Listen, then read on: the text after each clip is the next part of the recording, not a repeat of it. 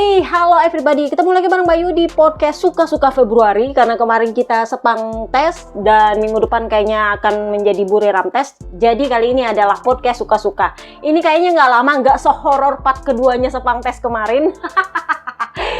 Skrip gue cuma 1 lembar kak, jadi kayaknya ini nggak lebih dari 30 menit kalau di korting-korting. Jadi kita bahas dulu dengan ulang tahunnya legenda MotoGP Valentino Rossi. Ini dia kayaknya menjalani ulang tahun di luar Eropa. Dia baru aja selesai balapan di Bathurst. Jadi dia meraih podium ketiga di balapan 12 Hours of Bathurst. Dan itu sehari sebelum dia punya ulang tahun. Dia juga dapat podium ketiga di balapan panorama apa gitu, gue lupa. Jadi dia menikmati ulang tahunnya di Australia kayaknya, kalau nggak ya di jalan. Intinya adalah di sekitaran Asia.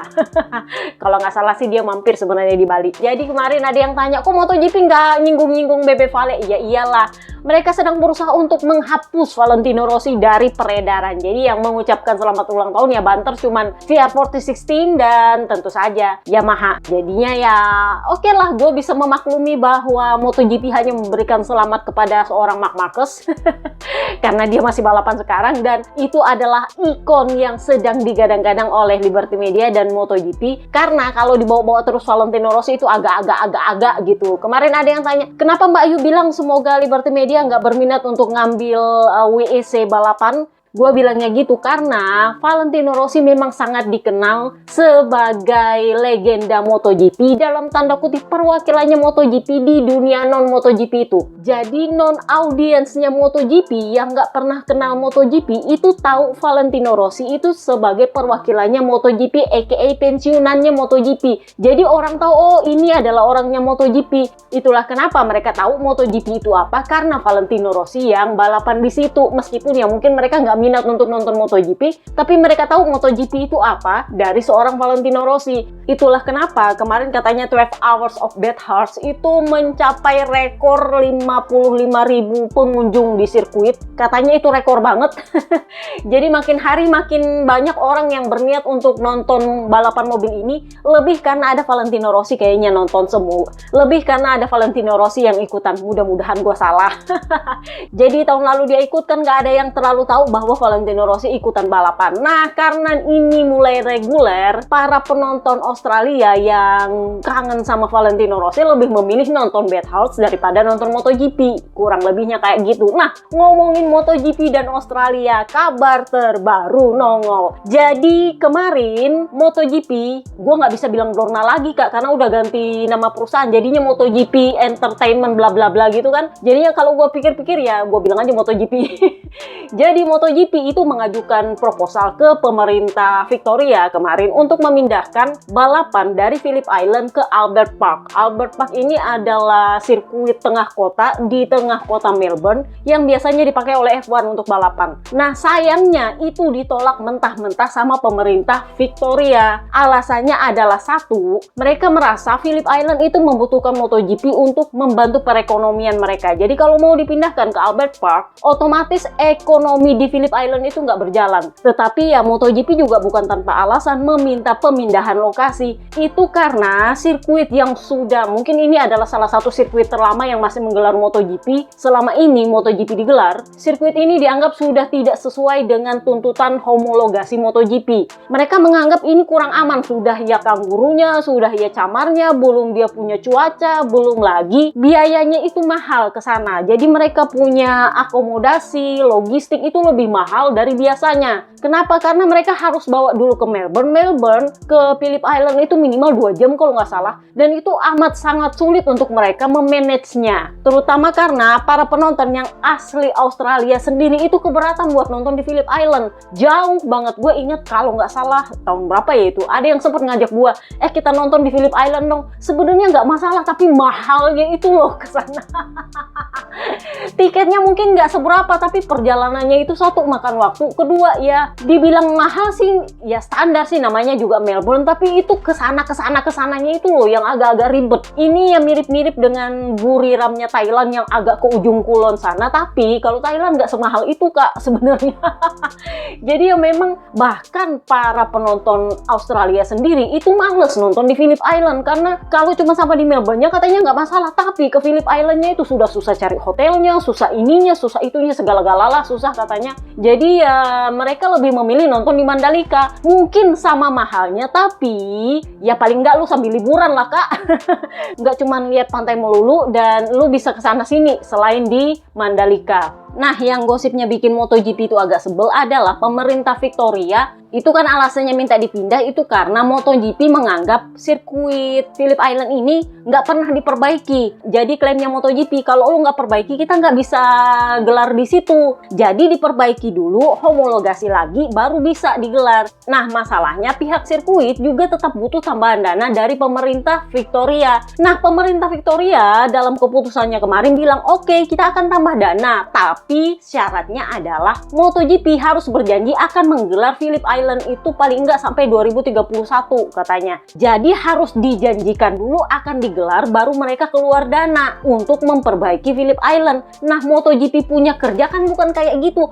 Lu perbaiki dulu, kita lihat layak atau enggak, baru kita mau gelar di situ. Kalau kita udah kadung janji mau gelar di situ terus lu nggak perbaiki sesuai yang kita mau, ya nggak bisa juga Kak. Karena dianggap emang kurang aman di sana katanya begitu. Jadi karena MotoGP katanya kesel, mereka akhirnya negosiasi dengan opsi kedua, second option, yaitu negara bagian Australia Selatan. Jadi penggantinya Phillip Island mulai tahun 2027 nanti itu adalah Ben Motorsport Park. Ini letaknya sekitar 1 jam dari Adelaide. Adelaide ini adalah ibu kota negara bagian Australia Selatan, dan katanya itu lumayan bagus karena mereka juga menggelar F1 di situ. Jadi MotoGP akan dipindah ke sana, nanti sisa safety-nya lah atur-atur aja, karena bahkan untuk Albert Park pun mereka mau dipindahin, terserah mau safety-nya gimana ya, apalagi kalau cuman Ben Motorsport Park kan. Jadi ya konsep park-parkan ini bukan menjadi masalah untuk MotoGP zaman now, terutama karena itu akan digelarnya 2027, di mana cc sudah akan diturunkan ke 850 cc plus, udah nggak pakai aero. Jadi diperkirakan motornya udah akan lebih lambat, jadi udah cocok lah untuk sirkuit yang park-parkan itu. Kurang lebihnya kayak gitu ya, Balaton Park, ya ini park, itu park. Nah, kalau nggak salah nanti di Arab Saudi bakal digelar juga apa park gitu, gue lupa namanya. Tapi kalau nggak salah itu 2028 bakal digelar. Kita lihat dia punya persetujuan gimana. Tetapi yang jelas trennya sekarang itu adalah park-parkan yang bisa diakses di tengah kota atau lebih dekat, sehingga potensi penonton untuk datang itu lebih banyak dan lebih dikenal. Itu sih targetnya Liberty Media kalau gue lihat-lihat. Jadi ngomongin Liberty Media, kemarin Liberty Media mengadakan pertemuan dengan sponsor, dengan MotoGP-nya sendiri, bukan dengan rider sih, dengan para stakeholder-nya mereka untuk katanya menyatukan visi. Jadi CEO-nya Liberty Media, si Derek Chang kalau nggak salah namanya, CEO-nya Liberty Media itu datang langsung ketemu sama Espeleta Gang. Jadi gosip berhembus sepoi-sepoi. Ini adalah tahun-tahun terakhirnya Opa Carmelo Espeleta untuk memimpin MotoGP yang sebelumnya adalah Dorna. Nggak tahu apakah wakil ketua DPRD aka anaknya Carlos Espeleta yang akan menggantikan, tetapi gosipnya Derek Chang yang akan memegang penuh keputusan siapa yang akan menggantikan Carmelo Espeleta mulai tahun 2027. Gosipnya memang dia akan disingkirkan 2027, tapi siapanya masih belum diketahui. Tetapi gosip berhembus sepoi-sepoi, katanya orang dari Disney, orang dari Warner Bros, orang dari mana lah, kurang lebihnya kayak gitu yang akan menggantikan Carmelo Espeleta. Katanya sih begitu, tapi ya sejauh ini baru gosip berhembus sepoi-sepoi. Nah, Carlos Espeleta sendiri tampaknya berusaha untuk mempertahankan calon tahtanya nih, karena kalau bapaknya pergi kan otomatis kalau ini masih Dorna, dia yang akan menggantikan. Karena dia adalah direktur olahraganya Dorna. Selama ini dia dipekerjakan oleh bapaknya itu untuk, ya kalau orang Korea dibilang cebolnya lah ya, penggantinya. Jadi dia sendiri nampaknya memperkenalkan idenya dan menjabarkan idenya itu langsung kepada Derek Chang soal ini loh yang kita rencanakan untuk MotoGP. Jadi secara singkatnya Carlos Espeleta menolak ide untuk mendramatisasi MotoGP ala-alanya F1. Karena F1 kemarin sudah keluar dia punya trailer untuk Drive to Survive Season 3 kalau nggak salah, Season 8 gue lupa. karena gue nggak pernah nonton. Jadi itu saking banyaknya drama di F1 itu dibikinkan dokumenter. Nah sementara Carlos Ezpeleta nampaknya dia bilang, saya tidak mau terlalu mendramatisasi MotoGP ini, di saat yang sama saya juga tidak mau mengkomersilkan MotoGP ini. Intinya untuk saat ini saya ingin membangun brandnya MotoGP dulu agar orang lebih mengenal MotoGP. Dulu MotoGP memang pernah terkenal, tapi setelah itu ya terutama zamannya Valentino Rossi udah pensiun, nah mulailah nggak ada orang kenal kan. Jadi dia mau memfokuskan, dia punya misi jangka pendek dan paling nggak 5 tahun ke depan itu adalah brand image, dan brand image. Dia ingin memperkenalkan brand dulu dan setelah itu baru dia mengkomersialisasinya. Nah masalahnya adalah gua rasa itu bukan rencananya Liberty Media, karena jelas Liberty Media pengen break even lebih cepat kakak. Kita lihat nanti Derek Chang ini mau apain si Ezpeleta Gang punya niat ini, karena ya memang Ezpeleta Gang sendiri itu mendapatkan masukan dari para jorno-jorno ABR.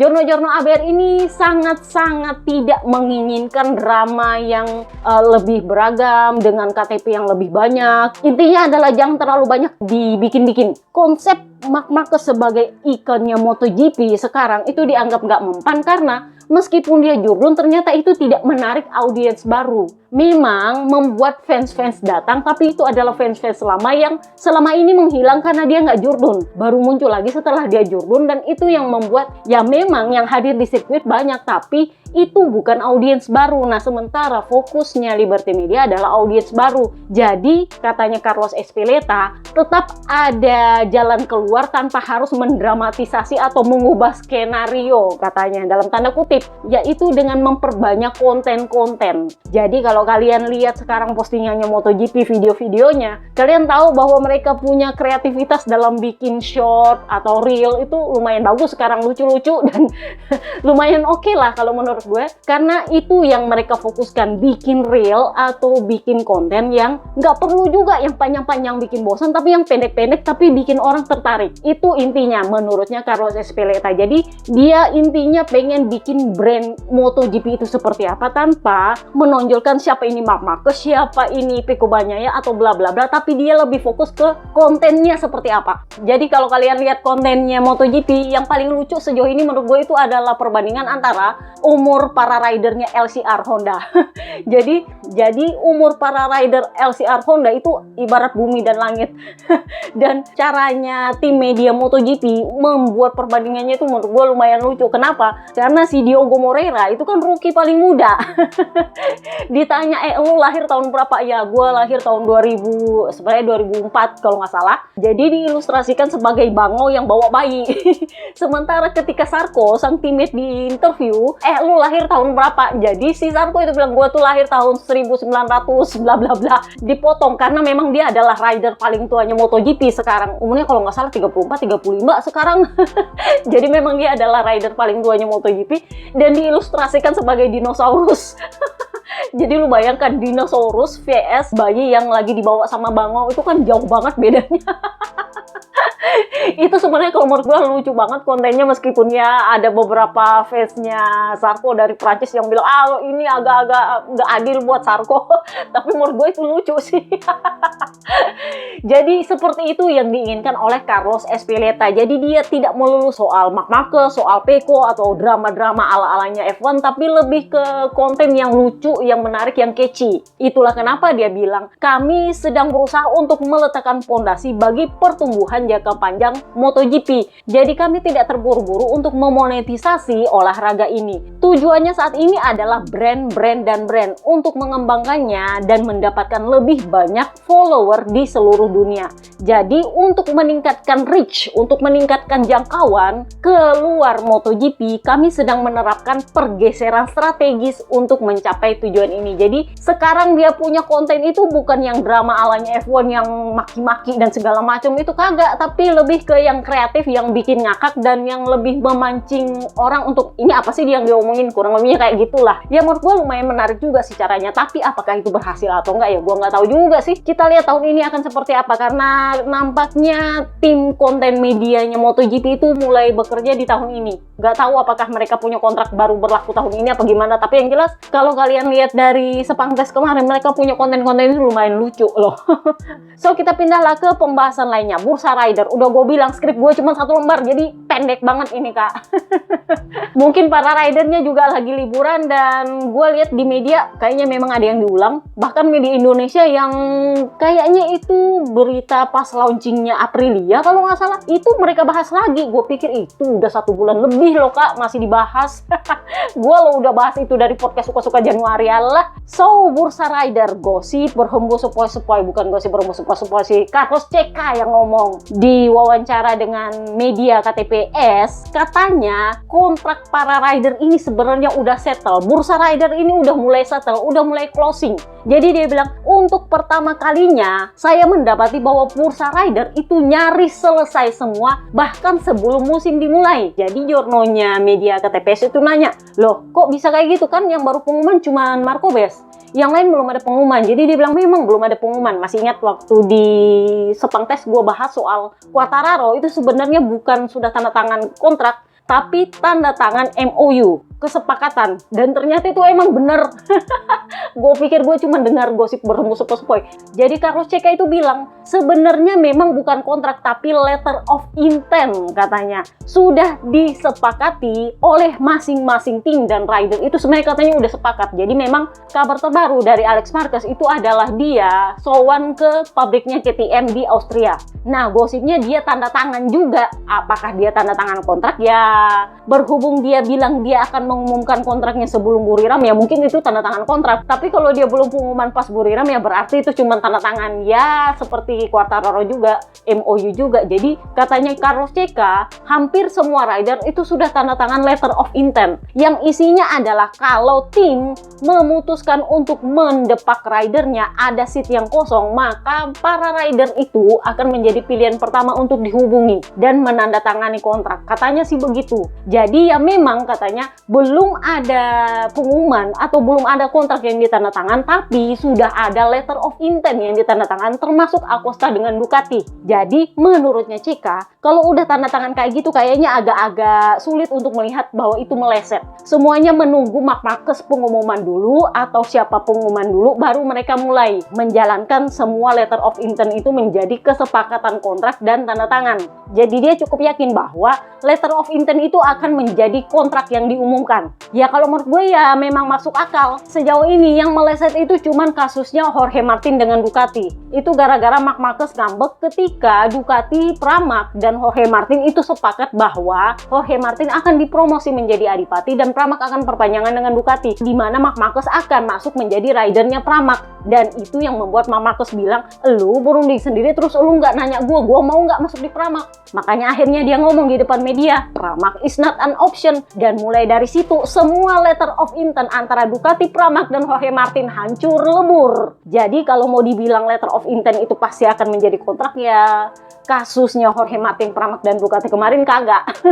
Kenapa? Karena bahkan di hari Kamis Mugello 2 tahun lalu, Martin itu dengan percaya diri dia bilang bahwa hampir pasti saya akan ada di tim pabrikan Ducati. Hampir pasti, karena sudah ada pembicaraan, udah ada itu letter of intent, karena Pramac pun sudah sepakat akan perpanjang dengan Ducati asal Marc Marquez masuk sama mereka dan Martin jadi adipatinya Ducati. Karena kalau Martin gak jadi adipatinya Ducati, Pramac memilih hengkang. Nah, Marc Marquez ya merasa harga dirinya diinjak-injak, karena yang sepakat lu bertiga kenapa gua dibawa-bawa, kurang lebihnya kayak gitulah.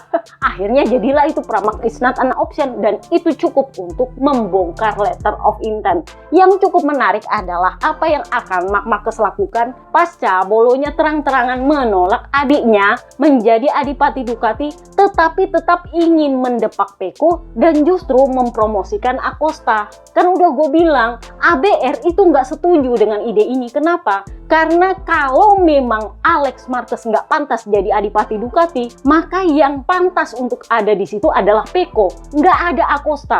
Why? Karena Pecco itu adalah jurunya Ducati, dia memang layak di situ kalau memang Alex Marquez nggak bisa naik. Tetapi kalau memang Pecco harus didepak, maka yang layak untuk dipromosi itu memang cuma Alex Marquez. Logikanya kan begitu, pengkaderannya Ducati kan begitu. Kenapa tiba-tiba ujuk-ujuk Acosta yang masuk? Nah ini Itulah kenapa Marc Marquez dalam konten Grid 2027-nya dengan terang-terangan dia taruh Pecco di situ dan Alex Marquez di situ.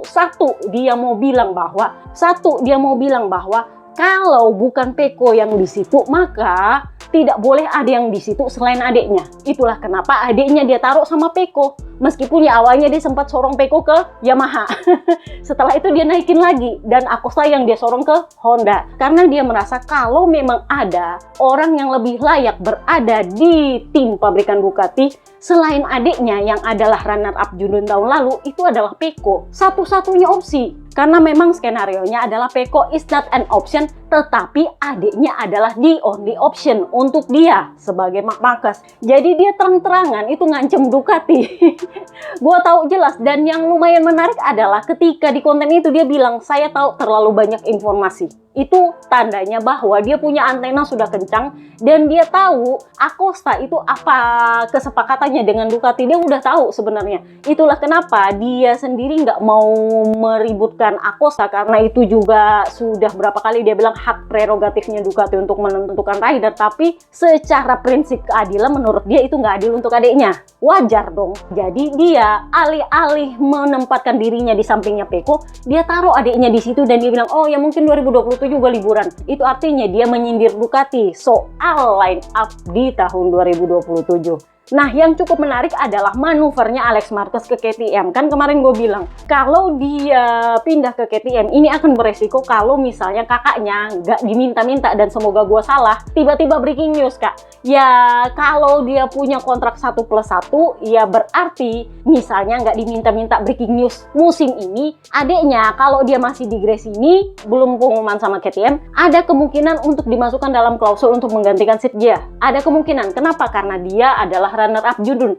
Jadi ya bukan tanpa alasan juga, dia punya performa memang cukup beralasan untuk membuat dia naik pangkat kalau misalnya kakaknya tiba-tiba breaking news. Wajar dong, dan itu klausulnya masuk di akal karena memang adiknya punya performa. Tetapi dengan manuver Alex Marquez sowan ke KTM di Austria kemarin, menurut gue itu akan mengecilkan dia punya peluang untuk naik pangkat ke tim pabrikan. Ya gue nggak tahu apakah dia akan pakai caranya Jorge Martin yang karena marah merasa ditolak oleh Ducati lalu mencoba membuktikan diri bahwa dia bisa Jurdun. Bisa, tapi itu tidak melahirkan apapun. Karena kalau lu udah pindah pabrikan, lu sama aja menakak lagi dari bawah. Kurang lebihnya kayak gitu. Jadi ya kita lihat apakah ini akan menjadi pengumuman dengan KTM atau pengumuman dengan Grace ini. Karena sejauh yang gua tahu, Ducati adalah pilihan terbaik yang diinginkan oleh Marc Marquez dan Ibu Suri Marquez. Tetapi ya Alex Marquez kan udah besar, punya pilihannya sendiri. Dia ini agak-agak kayak Luca Marini sih. Agak-agak pengen punya jalannya sendiri lah. Tapi ya namanya kakak, wajar kalau dia merasa sedikit, ini lu gara-gara lu Ducati. Bener gak sih dia nyalahin Ducati? Ya menurut gue itu wajar juga sih. Jadi ya kita lihat nanti di Buriram apakah akan ada pengumuman, dan pengumumannya itu sama siapa. Entah Alex Marquez-nya, entah Marc Marquez-nya, entah Pecco Bagnaia-nya. Karena dikabarkan juga Pecco Bagnaia akan mengumumkan kontraknya kalau memang dia stay sama Ducati. Tapi kalau dia sama Yamaha, gosipnya dia akan minta waktu. Karena dia akan melihat dulu perkembangannya Yamaha. Tapi kalau dia perpanjangan sama Ducati, diperkirakan dia akan pengumuman di awal musim. Katanya sih begitu. Ya nggak harus juga di Buriram, tapi katanya di awal musim. Nah, jadi ceritanya di kontennya MotoGP kemarin, mereka ngambil kontennya itu adalah di hari terakhirnya Sepang tes, hari ketiga, pas jam istirahat makan siang. Nah, ketika jam istirahat makan siang itu, kalau kalian follow gue punya postingan live update, kondisinya waktu itu Pecco Bagnaia, Luca Marini, Mir, dan kawan-kawan itu masih di track. Jadi nggak tahu apakah mereka skip makan siangnya atau makan siang ala kadarnya apa gimana gitu. Intinya nggak pakai istirahat. Sehingga Pecco punya pilihan grid 2027 itu nggak ada. Yang ada itu cuma Jorge Martin, Marco B, sama Marc Marquez. Yang cukup menarik adalah 2 dari 3 rider ini meramalkan dan mengatakan bahwa Pecco akan ke Yamaha, yaitu Marco B sama Jorge Martin. Jorge Martin sendiri juga menaruh dirinya ke Yamaha, tetapi waktu itu dia alasan, kan gosipnya kayak gitu. Cuman gosipnya kayak gitu ya, ya kabarnya kan begitu. Gua nggak bilang gua pindah ke sana, tapi gosipnya begitu. Dia bilangnya kayak gitu. Dan 2 dari 3 rider ini mengatakan bahwa Morbidelli akan bertahan di MotoGP. Kalau Marc Marquez itu mengatakan bahwa Morbidelli akan ke Honda menggantikan Luca Marini yang kembali ke VR46, tukar guling ceritanya. Jorge Martin justru mengatakan Morbidelli akan stay di VR46. Menemani siapa ya? Kalau Martin bilang Luca Marini yang dia temani, sementara kalau Marc Marquez dia bilang Morbidelli akan menemani Acosta di Honda. Gue juga bingung kenapa gitu ceritanya. Tetapi yang mengatakan tidak ada Morbidelli di tahun 2027 itu adalah Marco Bez, anak VR46 sendiri. Jadi ya lo bisa bayangkan lah siapa yang punya antena lebih tinggi kalau soal yang kayak ginian. Tetapi 2 dari 3 top rider ini juga mengatakan bahwa Celestino Vietti akan menjadi rookie di VR46. Di sisi lain akan ada juga David Alonso sebagai rookie. Jadi gue nggak tahu kenapa ada Celestino Vietti dibawa-bawa, tetapi yang jelas mereka pasti tahu lebih banyak. Katanya karena Celestino Vietti menguji MotoGP kemarin menggantikan Franco Morbidelli, katanya sih itu dalam tanda kutip sebagai awal untuk bergabungnya Celestino Vietti ke VR46. Di sisi lain Diogo Moreira ya ada yang bilang ditaruh ke VR46 karena katanya memang Beppe Vale itu lagi mempertimbangkan David Alonso untuk bergabung ke timnya dia, karena kan memang di Dei Campione tahun lalu David Alonso kan nongol di range. Jadi ya memang itu adalah ranahnya negosiasi para rider sih di Motor Range kemarin tuh.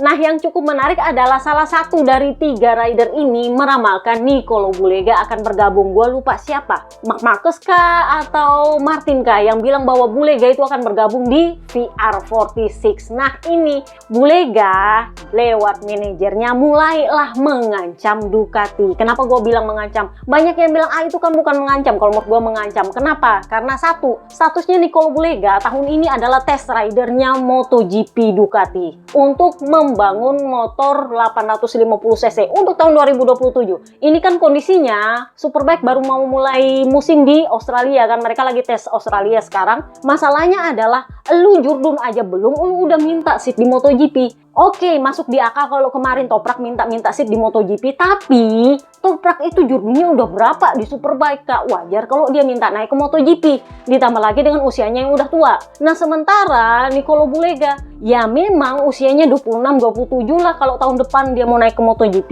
Masalahnya adalah lu jurdunya berapa?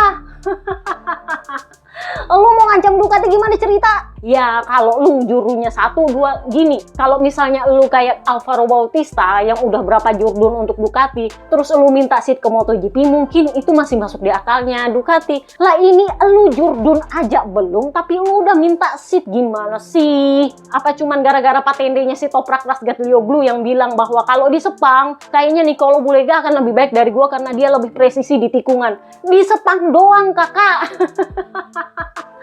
Tapi manajernya Nicolo Bulega itu bilang, ya kan kemarin-kemarin waktu Nicolo Bulega menggantikan Marc Marquez, dia lumayan bagus kok, nggak terlalu memalukan dengan performanya. Jadi kalau menurut kami, dia memang layak untuk masuk ke MotoGP tahun 2027, di mana semuanya mulai dari nol. Jadi itu sudah waktu yang tepat karena bahkan para rival terkuatnya pun semuanya mulai dari nol karena semuanya mesinnya baru, bannya baru. Jadi dia jelas diunggulkan karena dia sudah terbiasa dengan ban Pirelli ya kan, sama dengan Toprak. Tetapi bukan itu sisi ancamannya. Sisi ancamannya adalah dia bilang, kami ingin naik di MotoGP dan tentu saja Ducati diutamakan, tetapi kalau Ducati tidak memberikan kesempatan, kami akan berpindah ke tim atau pabrikan lain. Ini ancamannya. Sebenarnya kalau dia bukan test rider Ducati, ini ancaman bisa dianggap angin aja sama Ducati. Masalahnya adalah status dia test rider sekarang. Dia yang akan membangun motor 850cc karena Ducati sudah nggak percaya Pecco Bagnaia, dan mereka juga nggak bisa menyerahkannya pada Marc Marquez karena terbukti kalau Marc Marquez yang pegang amburadul itu motor.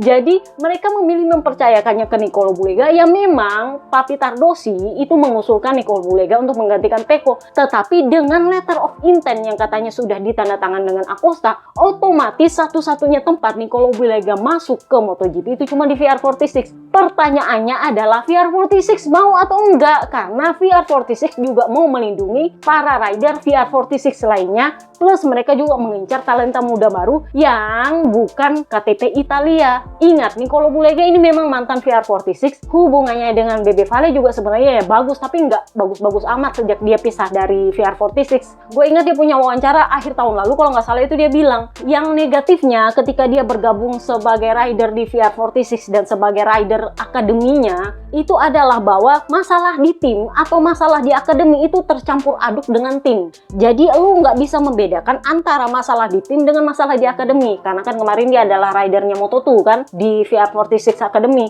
Jadi dia merasa ini nggak tertata baik manajemennya, sehingga menurut dia ya dalam tanda kutip semacam bilang ini kurang profesional, makanya dia memilih hengkang. Dan waktu itu dia juga hengkang atas sarannya Valentino Rossi, karena Bebe Vale merasa bahwa lu nggak bisa kita tahan lagi karena gue mau bubarin ini tim Moto2. Lu kalau mau bertahan di sini ya lebih baik lu ke Superbike. Di sana lu bisa lebih berkembang dan lu bisa punya potensi untuk Jordan Superbike. Dan kalau lu mau masuk ke MotoGP ya tentu mungkin nanti akan ada jalan kalau lu sama Ducati. Kurang lebihnya kan begitu katanya Valentino Rossi. Tetapi fakta bahwa Bulega itu sempat bilang kondisi di tim dan di akademi itu sempat tercampur aduk ketika dia masih menjadi rider di sana, itu sebenarnya bukan pertimbangan yang bagus untuk Valentino Rossi. Itulah kenapa Valentino Rossi justru lebih tertarik sama David Alonso katanya untuk dinaikkan jadi rider MotoGP. Plus ya nggak tahu apakah dia akan memilih melindungi Morbidelli atau melindungi Luca Marini. Tetapi yang jelas Pecco tidak ada di opsi dia. Kenapa? Gue rasa wajar kalau Bebe Vale nggak mau menerima Pecco untuk didemosi ke tim satelit. Pecco Bagnaia itu adalah rider terbaiknya akademi sejauh ini. Dulu-dulu kan si Franco Morbidelli, sekarang Pecco. Dia itu punya 3 Jordan.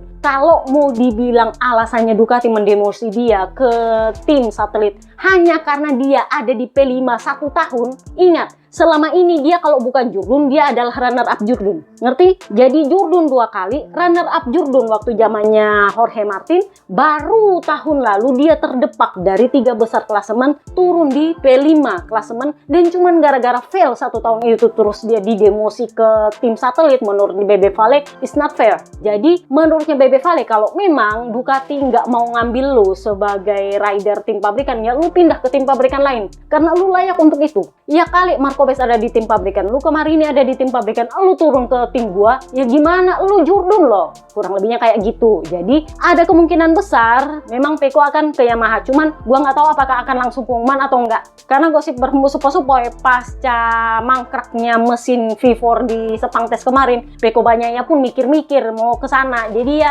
mumpung Yamaha kasih jendela waktu untuk memperhatikan dan memutuskan, dia akan menikmati waktu itu untuk mengamati dulu. Kalaupun misalnya nanti Ducati mengumumkan untuk mendepak dia tetap akan memanfaatkan jendela waktu itu untuk melihat perkembangannya Yamaha. Sangat kecil kemungkinan dia akan bergabung di Aprilia, karena si Martin pun memilih Quartararo yang akan bergabung dengan Aprilia alih-alih Quartararo ke Honda. Gue juga bingung kenapa begitu. Tetapi memang agak kecil kemungkinan dia bergabung ke Aprilia, karena memang Pecco pada dasarnya udah gue bilang dia nggak mau merusak sinarnya Marco Marquez di situ. Di saat yang sama memang Bebe Vale nggak mau Pecco ke Aprilia, meskipun ya Aprilia adalah pilihan terbaik secara motor untuk saat ini, tapi kan 850cc belum tentu. Ya bener juga sih Alex Marquez bilang itu adalah tahun untuk mengambil resiko. Cuman masalahnya adalah kalau lu main ranking, ya KTM itu sebenarnya mungkin mereka bisa bikin motor yang bagus, cuman masalahnya adalah update yang akan lu dapat selama tahun berjalan, karena mereka nggak ada duit kak. Mungkin motornya sekali bagus, mesinnya bagus, tapi kan setelah itu ya update-nya juga perlu. Nah itu, masih ingat kata-katanya Bebe Vale ketika dia masih balapan, dan dia bilang ya di awal musim M1 kami ini oke, tapi begitu tengah musim ketika para rival kami mendapat update, kami tidak dapat update yang mumpuni sehingga kami justru tertinggal. Nah takutnya akan seperti itu KTM, karena dananya nggak ada. Ya Yamaha bukan nggak ada dana kemarin, karena emang ya pengembangannya aja yang mandek. Sementara kalau KTM pengembangannya ada, duitnya yang nggak ada kak. Kurang lebihnya kayak gitu. Jadi ya memang beda lah antara Yamaha pilihannya Pecco dan KTM pilihannya Alex Marquez. Makanya gue bilang Alex Marquez kalau dia tanda tangan kontrak sama KTM itu lumayan beresiko sih sebenarnya. Nah tapi kalau memang Alex Marquez tanda tangan kontrak sama KTM, maka posisi pangeran KTM KTM yang akan terdepak. Kenapa bisa kayak gitu Mbak Ayu? Nah ini memang dia ini pangeran KTM, sangat didukung oleh Red Bull. Masalahnya adalah KTM pengen mempertahankan Maverick Vinales. Udah gue bilang di tes Sepang kemarin bahwa Jorge Lorenzo sebagai backupnya dia itu meminta untuk KTM menaikkan Maverick Vinales ke tim pabrikan kalau tahun ini dia ternyata bagus. Niatnya sebenarnya adalah untuk menggantikan Acosta karena memang Brad Binder itu tidak tersingkirkan. Tetapi kalau ternyata Alex Marquez yang bawa duit nongol, ya mau nggak mau Brad Binder yang disingkirkan kakak. Katanya sih kemungkinan dia akan tukar guling dengan Maverick Vinales ke Tech 3. Jadi tetap nggak tersingkir secara keseluruhan dari KTM, cuma di demosi aja katanya begitu. Udah gue bilang dia ini pangeran kak.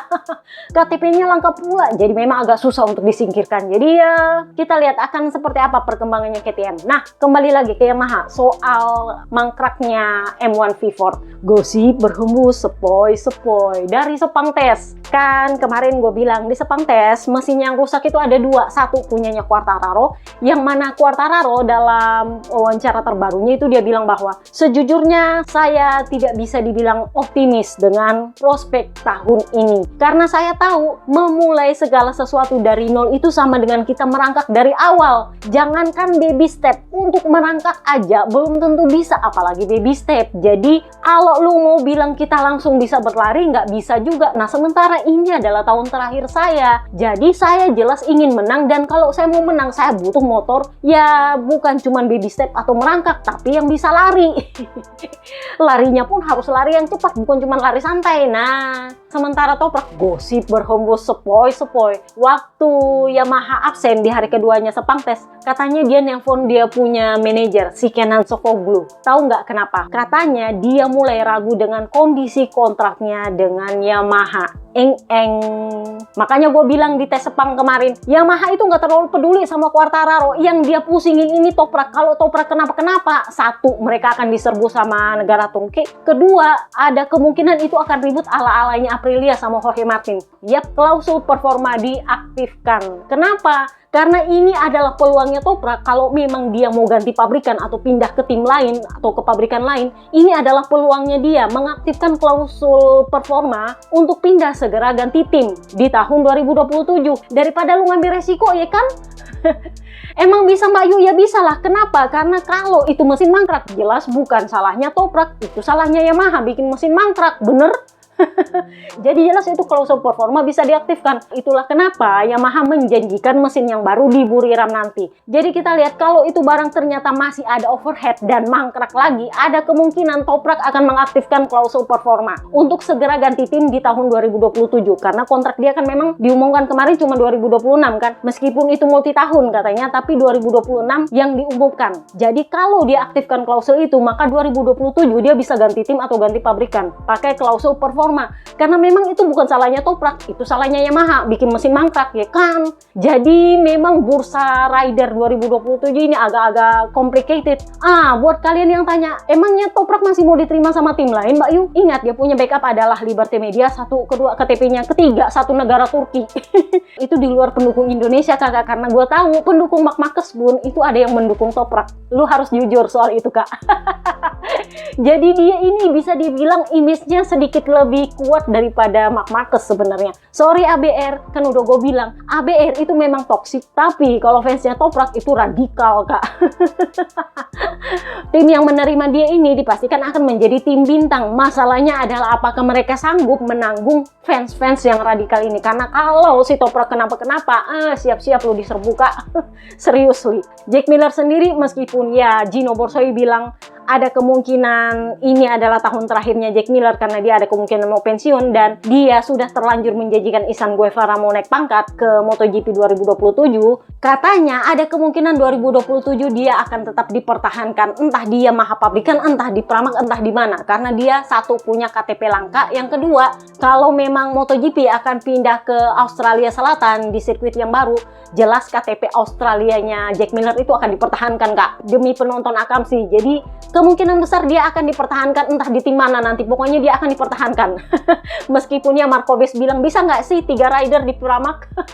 Karena dia memperkirakan Alex Rins akan turun ke Pramac bersama Toprak, tapi baru sadar, Jack Miller ding masih ada. Tapi dia tahu bahwa Jack Miller akan bertahan di 2027 karena KTP-nya itu akan dipakai untuk sirkuit baru. Jadi Marco Bes itu sempat bilang, ini bisa nggak 3 rider sih di Pramac? Nah, buat yang nanya, Mbak Yu bisa nggak 3 rider satu tim atau 4 rider? Nah, ini masalahnya.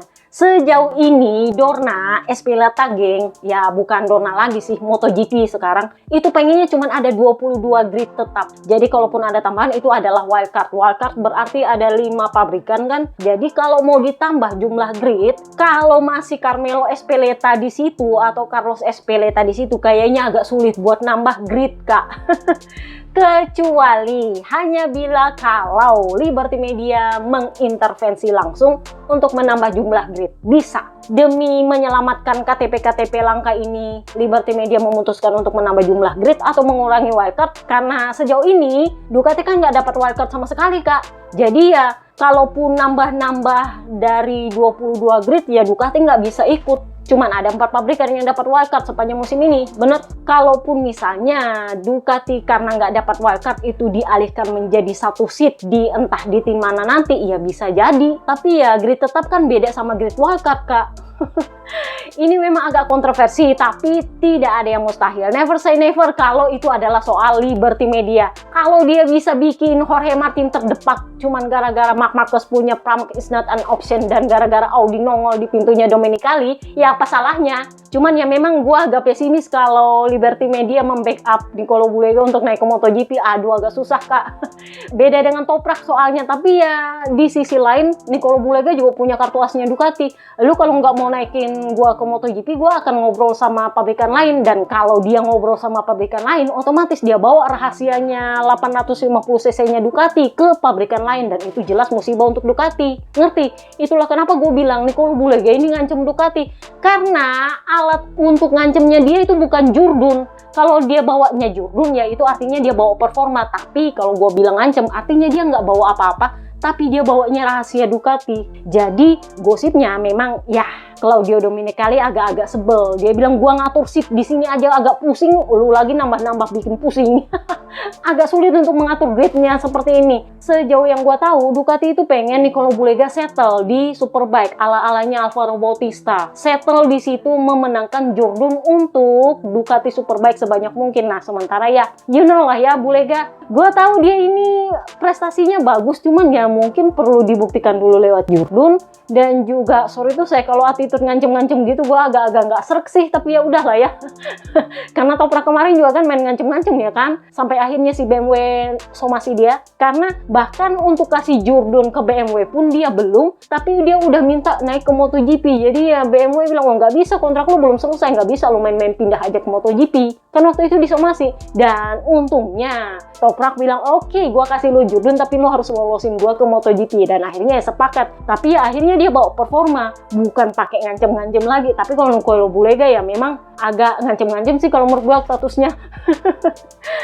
Oke, itu aja podcast kita kali ini. Gue ucapkan selamat menunaikan ibadah puasa buat everybody yang menjalankannya. See you next time guys, bye-bye.